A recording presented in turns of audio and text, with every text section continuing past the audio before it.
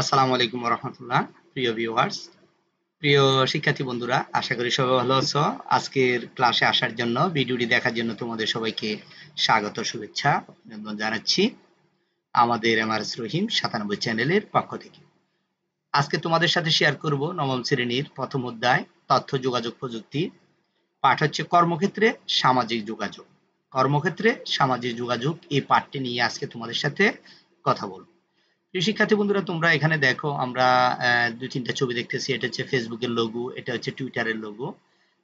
এখানে আমরা যেটা দেখতে পাচ্ছি হচ্ছে অনেকগুলো একটা অফিস, বিভিন্ন তথ্যগুলো কাজ করতেছে ওরা কম্পিউটারে। আর এখানে মাঠে একজন কৃষক মোবাইলে কথা বলতেছে। তো এগুলো দিয়ে আমরা মূলত যে এই জিনিসটা বুঝি, বর্তমানে তথ্য যোগাযোগ প্রযুক্তির বহুমুখী ব্যবহার। আইসিটি দিয়ে, তথ্য যোগাযোগ প্রযুক্তি দিয়ে বিভিন্ন কাজকর্ম করা যায় প্রত্যেকটি ক্ষেত্রে। আজকে আমরা এই বিষয় নিয়ে আলোচনা করব, যেমন হচ্ছে কর্মক্ষেত্রে সামাজিক যোগাযোগ, যোগাযোগে এবং বিনোদনের তথ্য যোগাযোগ প্রযুক্তির ব্যবহার।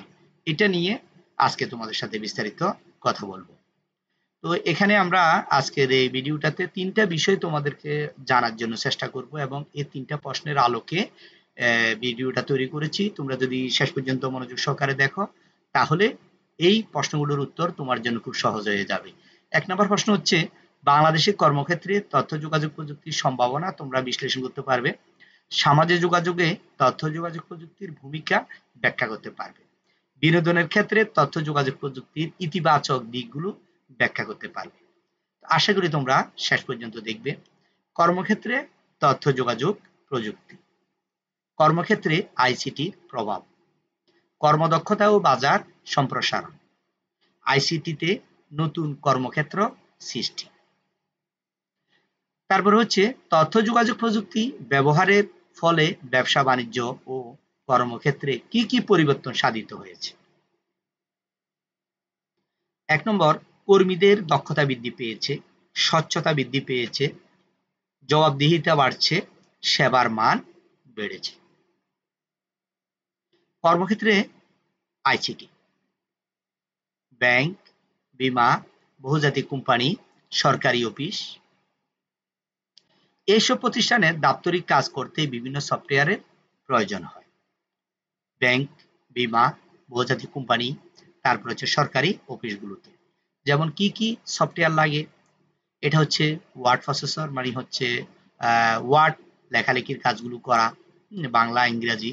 এটা হচ্ছে মাইক্রোসফট অফিস ওয়ার্ডের একটা সফটওয়্যারের লোগো। এটা হচ্ছে পাওয়ার পয়েন্ট প্রেজেন্টেশনের লোগো।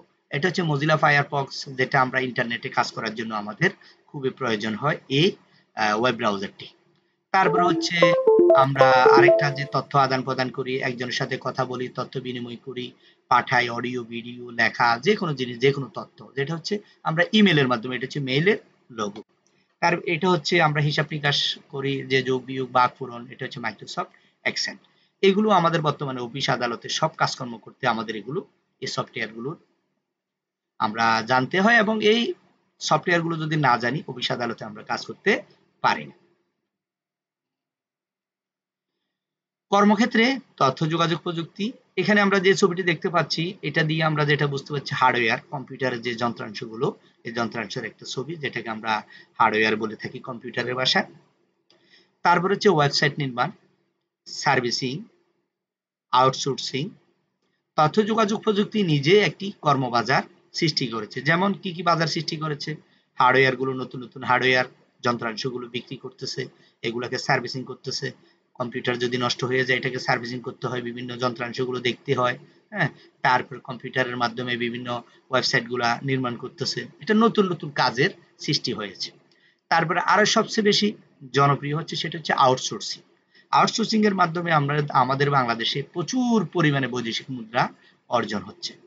আমাদের দেশের ছেলেরা এই আউটসোর্সিং বলতেছে, এটাকে বলা হয় মুক্ত পেশা। এই পেশার মাধ্যমে এই কাজগুলো আসলে শিখতে হয়। যারা শিখেছে এরাই ঘরে বসে এই কাজগুলো খুব সহজে করতে পারে। সামাজিক যোগাযোগ ও তথ্য যোগাযোগ প্রযুক্তি। এখানে আমরা যেটা দেখতে পাচ্ছি হচ্ছে নেটওয়ার্কিং। নেটওয়ার্কিং কাজ যদি জানে, তাহলে সে ভালোভাবে আয় করতে পারবে, তার স্যালারি অনেক বেশি হবে। তারপর হচ্ছে মোবাইল ফোন মেরামত, সার্ভিসিং। তারপর হচ্ছে আমরা আরো কি কাজ করতে পারি,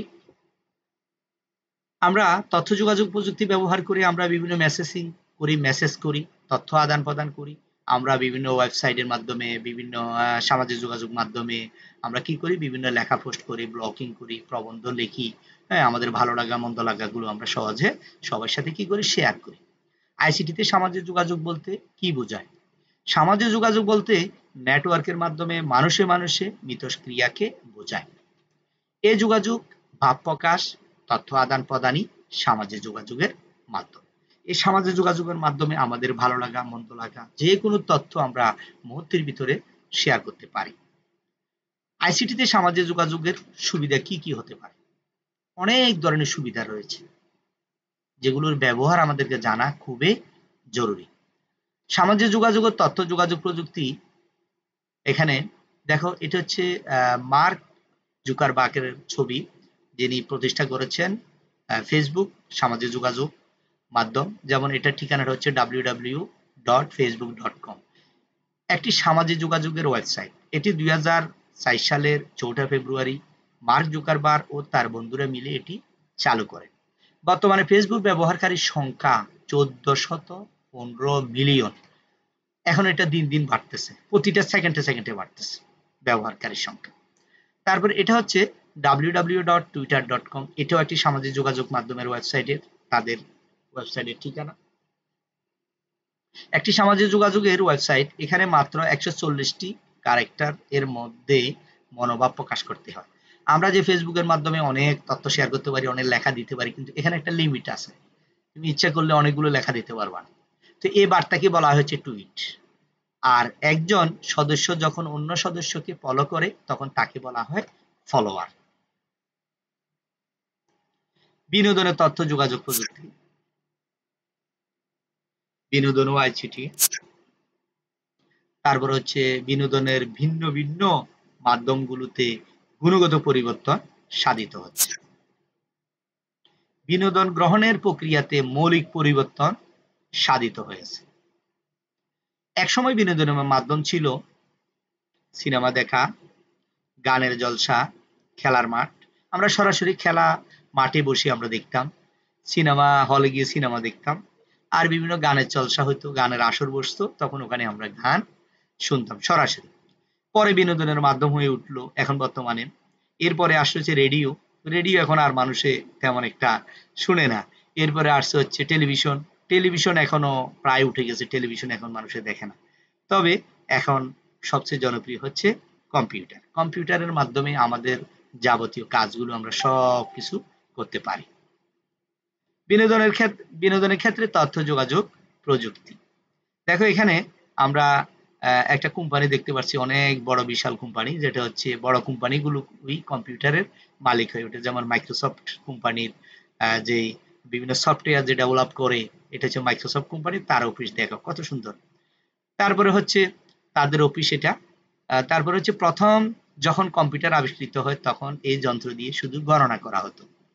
যখন কম্পিউটারটা আবিষ্কার করেছিল, প্রথম যে আইডিয়া দিয়েছিল, সে কি চিন্তা করে কম্পিউটারটা তৈরি করেছিল, সে চিন্তা করেছিল গণনা করবে, হিসাব করবে, যোগ বিয়োগ ভাগ পূরণ করবে, এই ধরনের ছিল। কিন্তু এখন বর্তমানে সে কম্পিউটার হাজার ধরনের কাজ করতেছে। শিক্ষা ক্ষেত্রে, চিকিৎসা ক্ষেত্রে বলো, গবেষণা ক্ষেত্রে বলো, প্রত্যেকটা ক্ষেত্রে কম্পিউটারের ব্যবহার হচ্ছে। এখন এখন অনেক লোক কম্পিউটার ব্যবহার করে বিভিন্ন মাধ্যমে সুবিধা নিচ্ছি। কম্পিউটারের মাধ্যমে বিভিন্ন বিনোদন নিচ্ছি। আমরা কম্পিউটারের মাধ্যমে গান শুনি, আমরা কম্পিউটারের মাধ্যমে ছবি দেখি, ছবি আঁকি, আমরা খেলা দেখি, হ্যাঁ, আমরা সিনেমা দেখি। এগুলো সব কিছু এখন কি হয়ে গেল, কম্পিউটারের মাধ্যমে হয়ে গেল। আমরা এখন আর সিনেমা হলে গিয়ে সিনেমা দেখি না, ছবি দেখি না, আমরা কম্পিউটারের মাধ্যমে দেখতে পারি। একসময় সিডি দিয়ে তথ্য সংরক্ষণ করা হতো।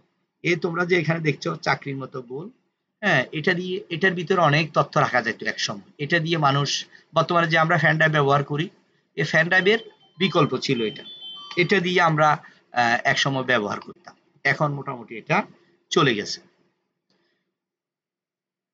তারপর হচ্ছে এখন ইন্টারনেট ব্যবহার করে গান, চলচ্চিত্র, আলোকচিত্র ও সিনেমা দেখা হচ্ছে।